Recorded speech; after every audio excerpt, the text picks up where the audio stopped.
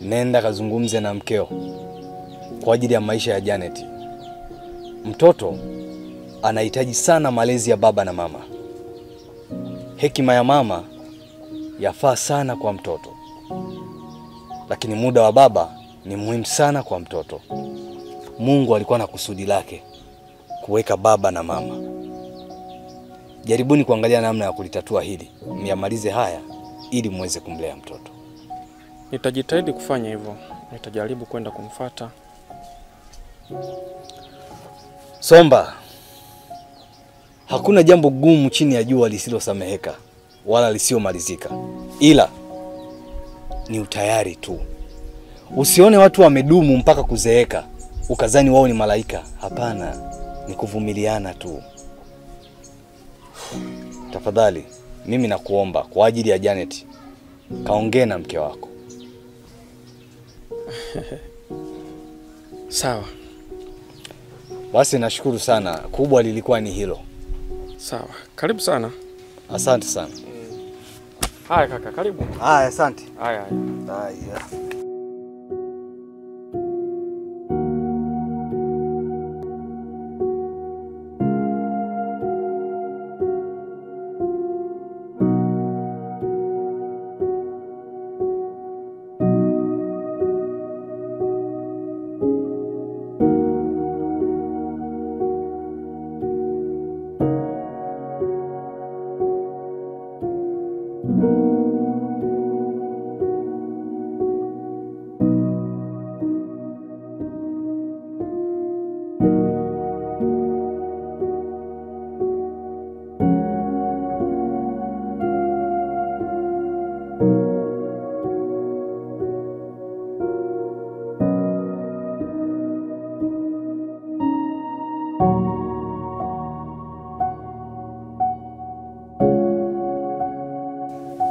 Mwalimu Jesalo.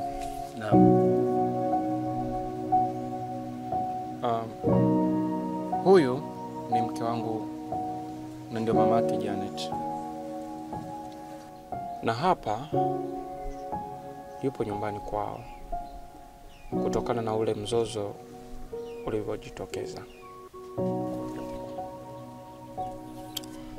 Habari yako Mama Janet? Salama tu, habari yako? Njema sana. Karibu. Asante sana, nafurahi kukuona. Kama alivyonitambulisha, mimi naitwa Steven Jesalo, maarufu kama Jesalo. Wanafunzi wangu ndio wamezoea kuniita hivyo, Mwalimu Jesalo. Mimi ni mwalimu wa shule ya msingi. Lakini kubwa zaidi ni mwalimu wa binti yako Janet. Nilizungumza na Bwana Somba. Alinipatia mazingira kwa kifupi kuhusiana na maisha yenu. Nimejaribu kuyapitia, nikaona ni vyema nije nionane na wewe pia. Lakini kabla sijaendelea, naomba nikuulize swali ambalo litanipatia mwangaza. Hivi kati ya Somba na tabia ya Somba, kipi unachokichukia hapa? Sioni tofauti. Utofauti upo. Hapa kuna watu wawili tofauti. Kuna Somba ambaye ni kijana wa Kitanzania, ni mwanadamu mwenye mapungufu na changamoto kama wanadamu wengine kawaida tu. Lakini kuna Somba ambaye ni mwanaume ambaye ulimpenda kwa dhati, mkapendana, akakuoa na mkafikia hatua ya kupata mtoto Janet. Kwa hiyo katika hawa wawili inatakiwa ujue yupi ni adui yako, yupi ni rafiki yako. Lakini tuachane na hayo. Unajua, katika maisha tunayoishi hapa duniani kuna changamoto za hapa na pale. Na shujaa yoyote lazima aweze kuishinda vita. Kwa machache aliyonieleza huyu bwana, sijapendezwa nayo. Natamani muwe pamoja. Msamehe mwenzio, maisha yaendelee. Mwalimu, umesema amekueleza matatizo yetu. Lakini huyu ana ngozi ya kondoo. ndani ya moyo wake ni mbwa mwitu. Baba Janeti ni mkatili. Hana roho ya huruma hata kidogo. Nimevumilia mengi sana kwake, mpaka kuchukua hatua ya kuondoka nyumbani kwangu na kurudi nyumbani. Nilishindwa. Nafsi yangu ilivumilia, lakini hatua ya mwisho ndo nilichukua ya maamuzi. Huyu ni mume wangu. Ninamjua vizuri sana, lakini ukweli alokueleza hata robo haufiki. Kwanza hongera sana. Unaonekana ni mwanamke jasiri sana, tena shupavu. Mama Janet, taifa kwa sasa limekumbwa na wimbi kubwa sana. Na sio taifa letu tu, bali hata dunia kwa ujumla. Wanawake wengi wamekuwa wakilea watoto peke yao, wanaume wengi wamekuwa wakilea watoto peke yao. Kitu ambacho sio lengo la Mungu. Kitu ambacho kinakuja kuzalisha kizazi kibovu huko mbeleni twendako. Mtoto anahitaji malezi ya baba na mama. Anahitaji apate mapenzi ya wote wawili. Unayoyasema yametokea. Waswahili wanasema katika falsafa ya mapenzi kwamba wapendanao wanapogombana haimaanishi kuachana, ila ni jinsi gani wanazidi kutambuana. Nadhani umeshamtambua vyema. Rudisha moyo wako nyuma kwa faida za binti yako Janet. Mtoto anahitaji sana ukaribu na mama. Yule ni mtoto wa kike, lakini bado anahitaji mapenzi ya baba. Mimi ni mama na ninajua uchungu wa mwana.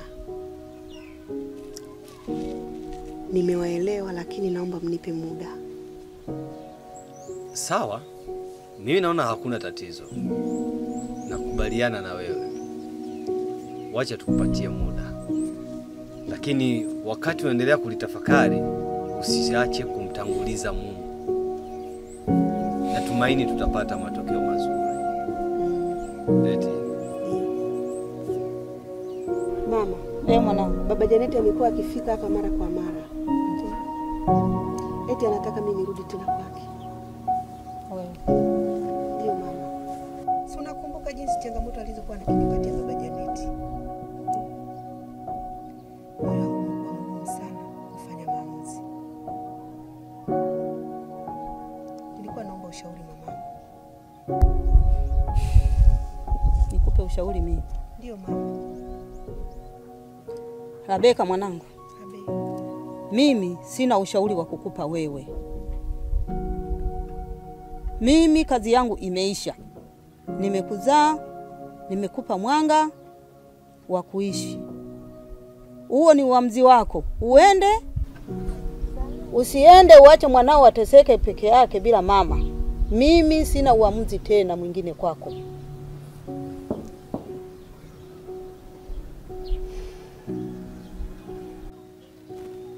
Nataka nikusaidie jambo. Unajua katika maisha haya tunayoishi hapa duniani, kukosana kupo na kusameheana kupo. Mengi unayoyazungumza ni maneno yaliyotawaliwa na hasira. Ila mimi ninachohitaji kujua ni lipi kosa kubwa zaidi linalokufanya unakuwa na huo msimamo. Shemeji, mume wangu mimi ni msaliti.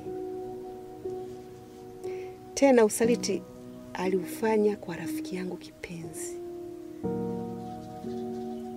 Rafiki yangu ambaye alikuwa anajua maisha yangu na mume wangu.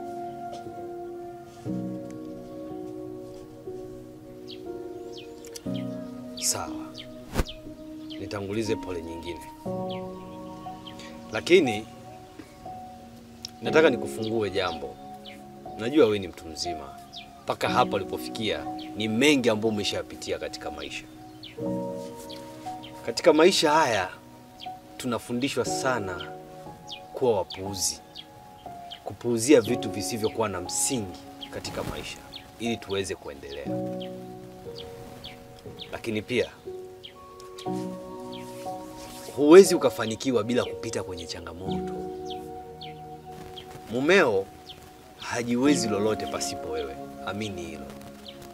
Alafu hilo la kwanza itakiwa ulipe nafasi.